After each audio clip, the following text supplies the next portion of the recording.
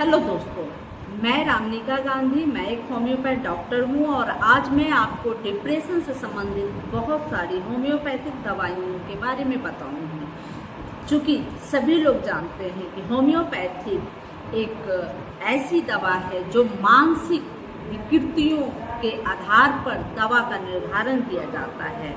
जब हमारे दिमाग में किस तरह की सोच होती है, अगर हर व्यक्ति की अलग अलग तरह की सोच, अलग अलग तरह के डिप्रेशन होते हैं। डिप्रेशन के आधार पर बहुत सारी दवाइयाँ निर्धारित होती हैं होम्योपैथिक में।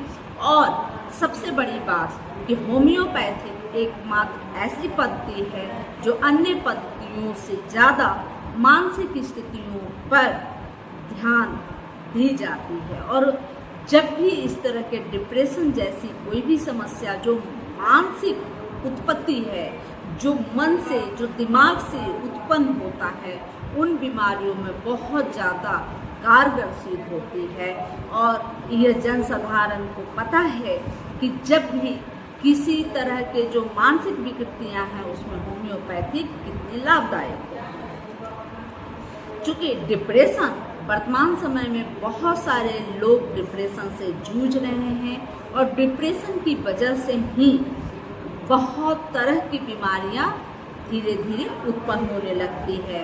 जब डिप्रेशन काफ़ी लंबे समय तक आपके मन मस्तिष्क में घर कर रखता है, तो आप वक्त रहते डिप्रेशन की समस्याओं का समाधान होम्योपैथिक से करें। चूँकि होम्योपैथिक सुगम भी है, सुरक्षित भी है और आपके मन प्रवृत्ति, जो मन स्थिति है, उसको सही करेगी, संतुलित करेगी और आपको आपकी समस्याओं से उबरने के लिए समाधान बताएगी। चूँकि किसी भी विषय पर जब हम लगातार चिंता करते हैं तो यह चिंता ही डिप्रेशन का मुख्य वजह होता है। और हर तबके के लोग किसी न किसी समस्या से वर्तमान समय में जूझते हैं और ऐसी स्थिति में स्वाभाविक है डिप्रेशन की बीमारी उन्हें हो जाती है।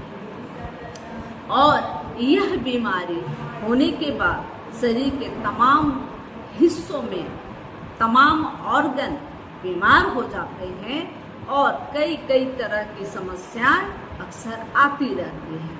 हर समस्या आपके मनोवृत्ति से ही जुड़े रहते हैं। इसलिए होम्योपैथी दवाई जब आप लेने जाते हैं, किसी डॉक्टर के संपर्क में जाते हैं, होम्योपैथी डॉक्टर में के संपर्क में, तो वैसे जगहों में आपसे आपके सोचने की, समझने की, आपके मन में क्या चल रहा है, इन सब बातों को पूछने की कोशिश आपके डॉक्टर करते हैं, जिससे आपकी कॉन्स्टिट्यूशनल मेडिसिन तय की जाती है और कॉन्स्टिट्यूशनल मेडिसिन लेने के बाद आप पूर्णतः ठीक हो जाते हैं। जैसे एक मरीज थे जो पाइल्स के बीमारी से जूझ रहे थे। उन्हें बहुत ज़्यादा खून का स्राव होता था पाइल्स के माध्यम से और पाइल्स में चलने वाली तमाम तरह की होम्योपैथिक दवाइयाँ उन्हें उपलब्ध कराया गया, लेकिन उनकी पाइल्स ठीक नहीं हुई। इसकी मुख्य वजह थी कि वो बहुत ज़्यादा डिप्रेशन में थे। वह अपने जॉब से सस्पेंड कर दिए गए थे, निष्कासित कर दिए गए थे, जिसकी उन्हें बहुत ज़्यादा चिंता सता रही थी। और यह परिस्थिति जैसे होम्योपैथ डॉक्टर को पता चलता है तो उन्हें वह डॉक्टर तुरंत ही इग्नेशिया अमारा नाम की होम्योपैथिक दवा दी जाती है, जिसके बाद उनका जो पाइल्स से जो ब्लड आ रहा था वह बिल्कुल बंद हो जाता है। वह बिल्कुल एनीमिक हो गए थे, उनकी वह स्थिति उसी जगह रुक जाती है। साथ में पाइल्स से होने वाली जितनी कमजोरियां, जितनी समस्याएं उन्हें आई थी, वह सब वापस ठीक हो जाता है। तो आप चूँकि इग्नेशिया हमारा जो दवा है वह एक साइकोलॉजिकल दवा है। होम्योपैथिक में साइकोलॉजिकल रूप से उसे जाना जाता है, न कि पाइल्स को ठीक करने के लिए जाना जाता है।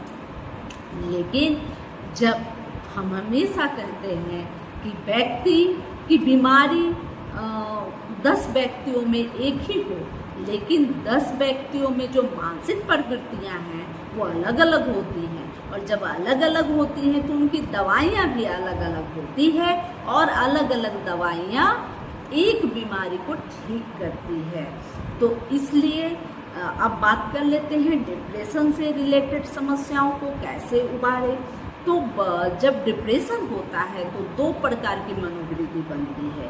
एक बहुत उदास होना, बहुत अपने मनोस्थिति को डाउन कर देना, और दूसरा होता है कि जब डिप्रेशन होता है तो बहुत ज़्यादा उग्र हो जाते हैं, बहुत ज़्यादा गुस्सा आता है, चिड़चिड़ापन होता है। तो 2 अलग अलग परिस्थितियाँ डिप्रेशन के कारण बनते हैं। चूँकि अलग अलग व्यक्ति में अलग अलग समस्या निकल कर आती है। कुछ लोगों में कोई चिंता, कोई डर बना होता है, जिसकी वजह से कुछ लोग उदास नजर आते हैं। डिप्रेशन की वजह से सोशलाइज नहीं हो पाते, वह सोशल रूप से उभर कर नहीं आते, सामाजिकता से किनारे हो जाते हैं। कुछ लोग उग्र व चिड़चिड़े हो जाते हैं, जिसकी वजह से समाज उनसे अलग होने लगते हैं। यह दोनों ही कंडीशन डिप्रेशन के होते हैं।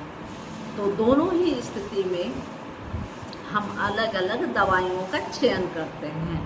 जैसे अगर बहुत ज़्यादा उदासी, बहुत ज़्यादा निराशापन किसी व्यक्ति के खो जाने से, यानी कि किसी का देहांत हो जाने से, जो बहुत ज़्यादा प्रिय रहा हो, या कोई ऐसी समस्या जिसे आप निकाल नहीं पा रहे हो और उसी चिंता में भूले जा रहे हैं, अगर ऐसी स्थिति है तो जैसा कि मैं बता चुकी हूँ पहले भी, इग्नेशिया अमारा यह दवा ऐसी परिस्थिति में जब आप किसी बात को लेकर बहुत ज़्यादा घुटते हो और कहीं साइड में बैठकर हमेशा उस दुख की घड़ी को, उस दुख की बात को ही रिपीट करते हो, तो ऐसी स्थिति में इग्नेशिया बहुत ज़्यादा फायदेमंद है।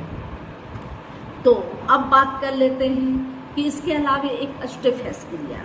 अष्टफैसक्रिया का जो रोगी होता है बहुत ही अच्छे स्वभाव का होता है, बहुत ही उनके जो विचार होते उच्च क्वालिटी के होते हैं, लेकिन उन्हें जो भी बातें बचपन से आज तक जितने भी उनको टॉर्चर किए जाते हैं, किसी तरह से उनका जो है कि मनोभाव को दबाया जाता है, या किसी बात को लेकर वो अंदर ही अंदर टूटते हैं, अंदर ही अंदर घुटते हैं, लेकिन बाहर ओपन नहीं करते, वो अंदर दबा कर रखते हैं।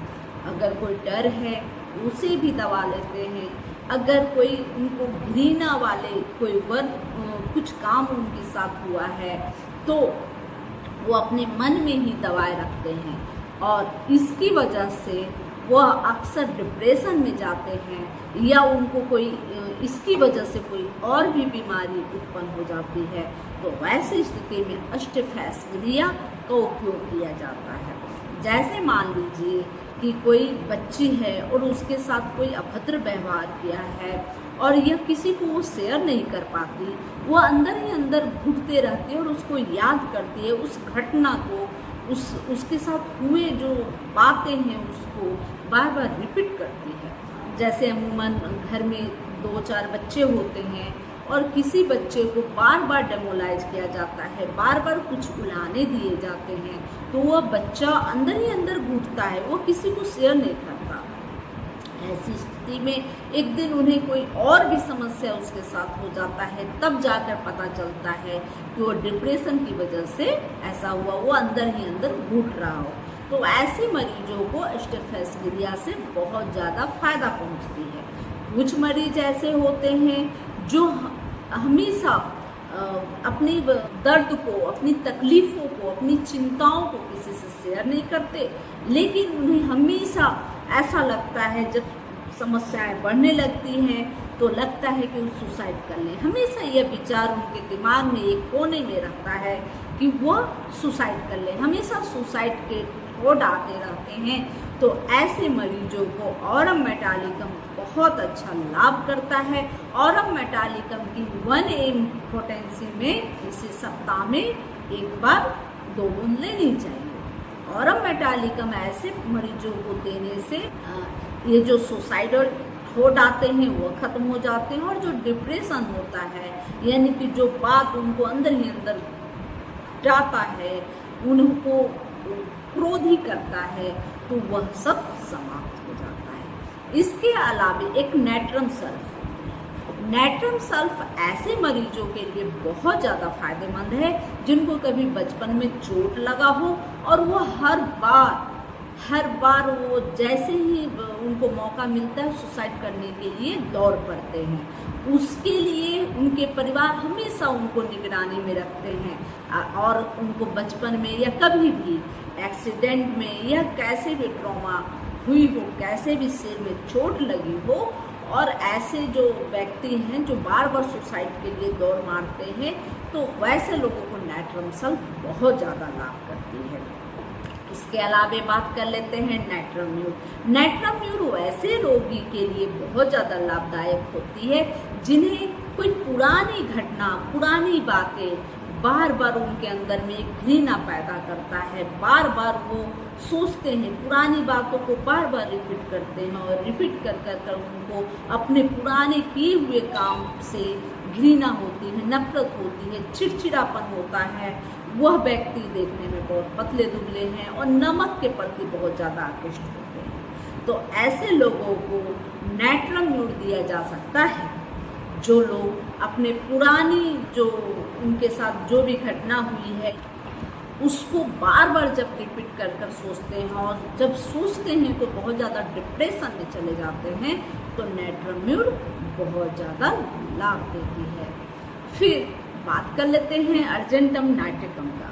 तो अर्जेंटम नाइट्रिकम का जो रोगी होता है मीठा बहुत पसंद करता है, लेकिन बार बार कोई बात में वो उन्हें चिड़चिड़ापन होता है और थोड़ा भूलने की भी बहुत ज़्यादा स्थिति बनी रहती है।